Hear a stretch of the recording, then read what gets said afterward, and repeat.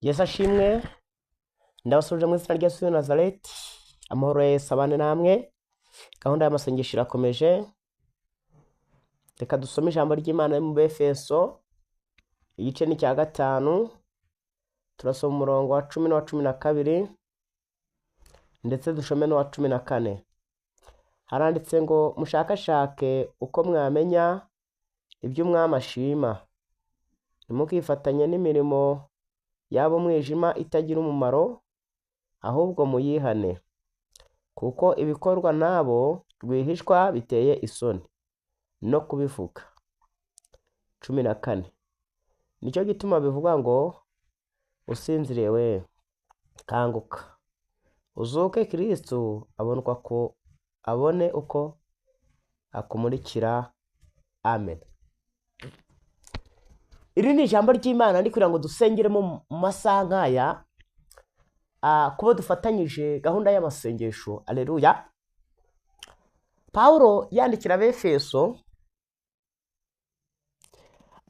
Paulo yashakaga gusa nkaho abereka kwera kuzanwa na Kristo. Aleluya.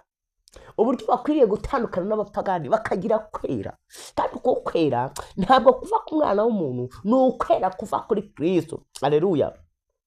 Avuga amagambo akomeye, aravuga ngo mushakashake uko mwamenya ibyo umwami ashima. Haleluya.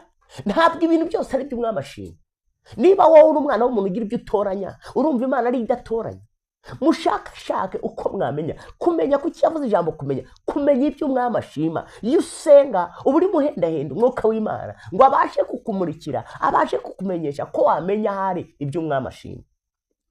Iyo usanga dusenga, akenshi dukunda gusenga twizirikana, akenshi usanga dusengera ibibazo dufite, ariko ntabwo biri mu byo gushakashaka uko umwami ashima. Ahubwo iyo usenga, abigishwa Yesu yarababwiye ngo nimusenga mujye muvuga mutya muti, Data wa twese uri mu ijuru, izina ryawe ryubahwe, ubwami bwawe haleluya, ubwami bwawe bube mu isi, ubwami bwawe. Haleluya. Gushakashaka ibyo umwami ashima ni ukubanza ugasaba Yesu akakwigisha gusenga, ni ukubanza ugasaba Yesu akakwigisha kubana nawe. Ntabwo uzamenya ibyo umwuka akeneye, ntabwo uzamenya ibyo umwami akeneye, ntabwo uzamenya ibyo Imana ikeneye utaramenya Yesu. Yesu niwe nzira. 14 Yohana umurongo wa 6 aravuga ngo Yesu ngo ni nzira n'ukuri n'ubugingo, ntawe ujya kwa Data atari njye umujyanye. Kuko ari we nzira rero, none Paulo akaba yavuze ngo nuko rero mushakashake uko mwamenya ibyo umwami ashima. Gushakashaka kwa mbere ni ukubanza ugashaka ukamenya Kristo. Mu masengesho nk'aya Kristo akwihishurire. Iyo wamenye Kristo, aleluya, burya ibintu byose birashoboka, kuko uba wabonye inzira, wabonye urwandiko. Mwibuke hari umuririmbyi uririmba ngo hari umugabo witwa Ntabwenge yagiye ngo ntangatanga ka mbere, ariko ngo agezeyo baramubaza ati mbe wa muntu we uje kugira iki? Aravuga ati nje mu ijuru. Nuko ngo marayika ushinzwe kwakira uwinjira ufite ubugingo aramubwira ati nta gahunda dufite yo kwakira, nta rwandiko, nta dosiye igeze mbona yuko uyu musara umuntu urinjira. We winjiye utaravuga ati wayashaye ibyo ngewe wibimbwira, nateze ubwato nge mfite uburyo nageze hano. Yesu aramubwira ngo ntabwo hano haza mu buryo bw'amafiyeri, ntabwo hano baza nta yindi nzira badaciye mu nzira y'urupfu. Baragushutse. Niho ngo kumaza urwandiko arubuze bamuboha amaguru n'amaboko. Kubera iki? Yarazi kuko nakuma mu buriganya bw'isi no kujya mu ijuru ntazagera bamubwira ati oya. Icyambere nuko umufite mu mutima, nuko muvuga kenshi, ariko ntabwo kuvuga Yesu kenshi bivuze ngo ufite ubugingo. Icyambere nuko usenga kenshi, ntabwo gusenga kenshi udahinduka udakizwa bivuze ngo ufite ubugingo. Wasenga kenshi ukagira ibyo ubona by'umubiri ariko ntibabone iby'umwuka. Mujye mutandukanya amasengesho rero. Hari amasengesho usenga kugira ngo iby'umubiri, ariko amasengesho aduha iby'umwuka adusaba no gukiranuka. Amasengesho dusenga kugira ngo agere ku Mana ni amasengesho y'impuruza, n'amasengesho y'umuriro. Ayo masengesho asengwa n'abanyamwuka n'abafite ubugingo. Niyo ya masengesho ngo agere imbere y'Imana ngo akaba nk'umubavu uhumurira Imana neza. Haleluya. Gushakashaka ibyo umwami ashima. Mushakashaka uko mwamenya. Ntabwo abantu bose ariko bamenye Yesu. harimo avuga ngo ibyo bintu ngo ni buraka, ibintu abandi bakavuga ngo ni biki, abandi bakabyita amazina bashaka, abandi bakabyita ibintu by'iki nyine ngo ni ukureba nyine ngo abantu baduterwa. Wavuye he se ko wasanze wabyawe n'iki? Ese kuki hari ibintu bakubwira byabayeho wirebesheje amaso ukabyemera, uyu munsi wabibwira utarabibonye ntabyemere? Kuki wotemera kuko kera hawe mbere yo kugira ngo ubeho hari ibyabayeho utazi? Kandi uzi ko niba uzi ko hari ikintu cyabayeho muri bibiri, umuntu akaba yaravutse 2003, uzamubwira ngo muri bibiri habaye iki n'iki acyemere? Ntabwo bibaho. Azemera icyo yirebesheje amaso. Twumvishije ngo abantu bakera ngo bambaraga ubusa, bakenyeraga impu, kuko tutabirebesheje amaso ntitubyemera. Kuko twebwe umwenda n'umwenda wa 200 urawubona, ubamva ari ibintu bidashoboka. Ariko reka ngubwire, kuki uhakana kandi ugahakana kuko iyo ubivuga azi ko ibyo yabibonye? None se niba wowe bibwiye umuntu ntabyemere, n'undi ejo azavuga nawe ibyo muri 2003 yabonye abibari wo muri 2007, kwazemera ibyo muri 2003. Nuko rero niba kandi ariko hari uburyo abitekereza akumva ari kubyemera, ubwo buryo rero utekereza ukumva ubyemera, ujye umenya ngo ubwo buryo n'ibyakera niko biri, ujye ubifata nk'ibiriho, ntukajye ubifata nk'ibitariho. Ntugakore ikosa nk'iryo, ntugakore ikosa nk'iryo, kuko Satani we akunamuramo ibyo utarebesha amaso ngo sinabibonye. Ariko umuririmbyi yavuze ngo iki? Yaravuze ngo hariho abahamya b'urupfu rwa Yesu, nibo barungurutse mu mva. None kuki uyu munsi ari ahantu bavuga ngo iyi mva ni ya Yesu, bahora batemera umuntu wese kujya yuko abonye?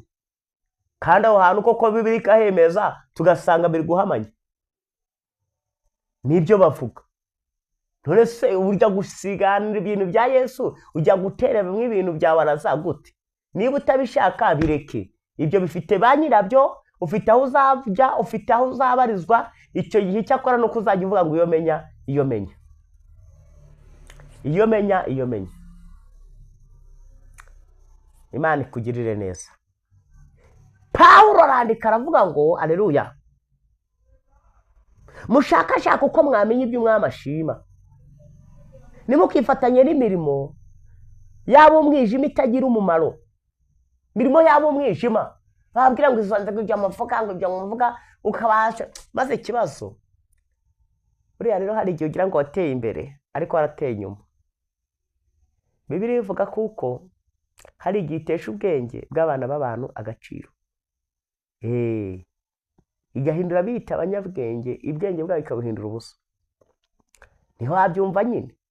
Izi ikintu yashakaga kuvuga ihindura ubusa, ntabwo ari kuba warize, ntabwo ari kuba ufite akazi kuko wize, oya, ahubwo ni ukujya mu by'umwuka ukanza ugatera imibare, ukabanza ukazanisha, kandi uri mu ishuri wari kuvuga ngo Imana ifashe. None umaze kubona akazi, umaze kubona Imana iguciriye inzira, none ya jambo ngo Imana ifashe wararyibagiwe.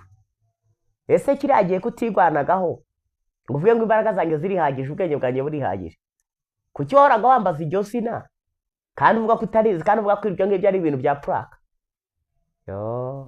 Imana igutabara. Nimukifatanye nabi imirimo y'iki y'umwijima. Imirimo y'umwijima ukwiriye kuyivamo, ahubwo muyihane, kuko ibikorwa nabo rwihishwa biteye isoni no kubivuga. Mw'abantu mwe, hari ibintu biteye isoni no kubivuga koko. Hari ibintu bikorwa mu mwijima biteye isoni. Niba umuntu atatinyuka kwambara ubusano mu muhanda ku karubanda, niyo yabazi ko iyo nzira ari we wenyine uyirimo, yego, ariko ugasaga akijima karamufashije, akajoro ntatinye no kuvuga ati ngiye nagenda n'amasaha 2 nambaye ubusa. Urumva uwo mwijima hari ikiza cyawo.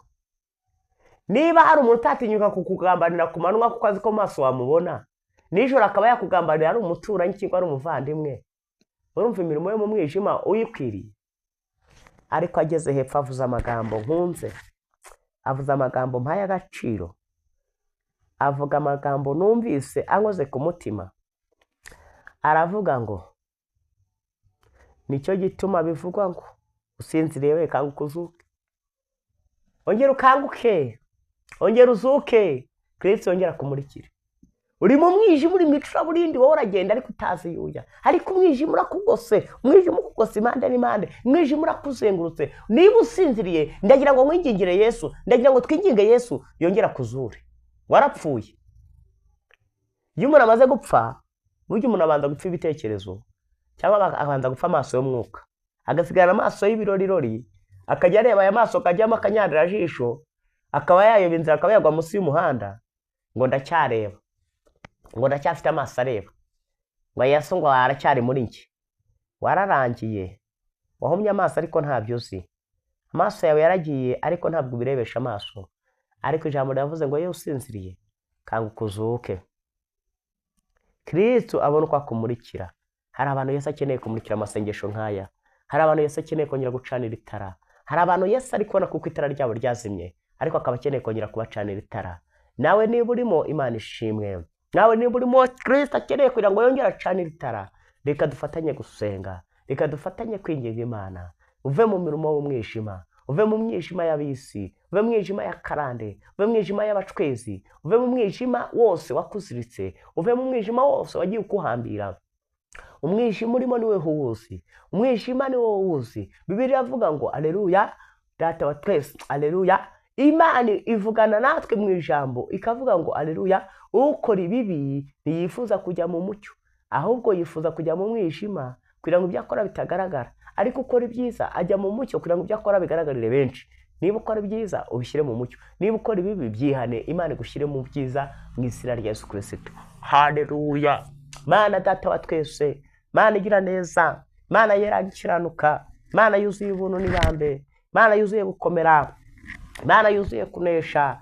Ndagushimira imirimo yawe, ndagushimira imbaraga zawe, ndagushimira ubutware bwawe, ndagushimira ubushobozi bwawe, ndagushimira kuri data, ndagushimira kuri umutabazi, ndagushimira kuri umutunzi imbabazi. Haleluya, haleluya.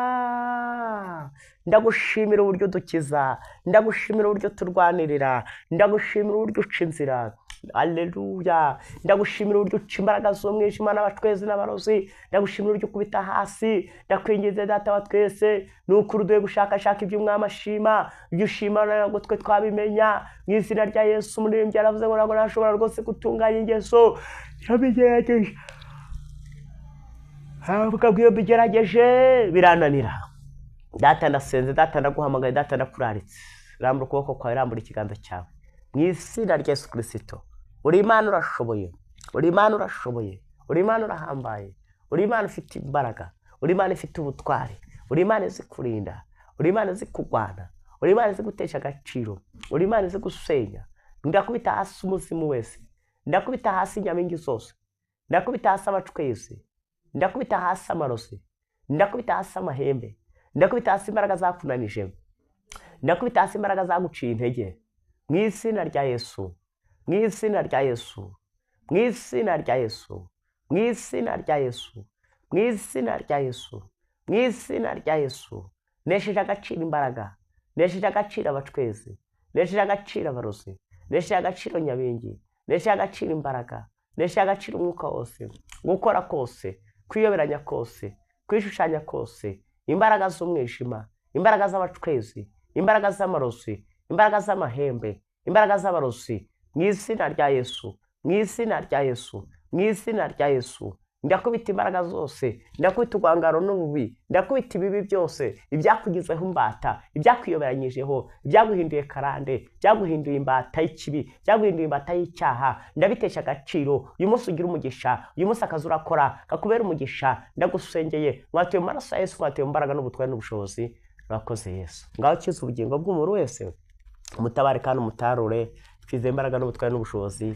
Urakabyara agaheka kuko ukoze imirimo, ukoze iby'ubutware no kunesha. Ubugingo bw'umuntu wese uburinde, kandi umuntu wese urwaye umukize. Udafite amahoro umuhe amahoro, udafite kwizera umuhe kwizera, ucitse intege n'ucogoye umugwanirire. Wari ufite intimba, wari ufite agahinda, ndasengera agahinda kose, ndasengera umubabaro wose, ndasenze mu izina rya Yesu. Ciye intege mu izina rya Yesu, intege n'abacwezi, intege n'abarozi, intege n'amahembe, intege n'imyaku, mu izina rya Yesu. Ibyakukoranyirizagaho, abanzi bagukoranyirizagaho, abanzi bakugwanyaga, bakugwanyirizaga ubugingo, bakugwanyirizaga ubuzima, bakugwanyaga mu mwuka, bakugwanyaga mu byo ukora, bakugwanyaga mu byo ugambirira, bakugwanyaga muri byose, nkubise hasi uwo mwuka, nkubise hasi izo mbaraga, nkubise hasi abo bacwezi, nkubise hasi abo barozi, nkubise hasi iyo nyabingi, nkubise hasi abo bakonikoni, nkubise hasi abo barangi, imbaraga zose, kwiyoberanya kose, kwishushanya kose, imbaraga yakugizeho ubutware, imbaraga yakugizeho ubushobozi, imbaraga yaguciye intege, imbaraga yaguciye intege, nyikubise hasi, nyitesheje agaciro, nyisenyesheje amaraso ya Yesu, senye mu izina rya Yesu, senye imbaraga zose, senye umwuka wose, senye gukora kose.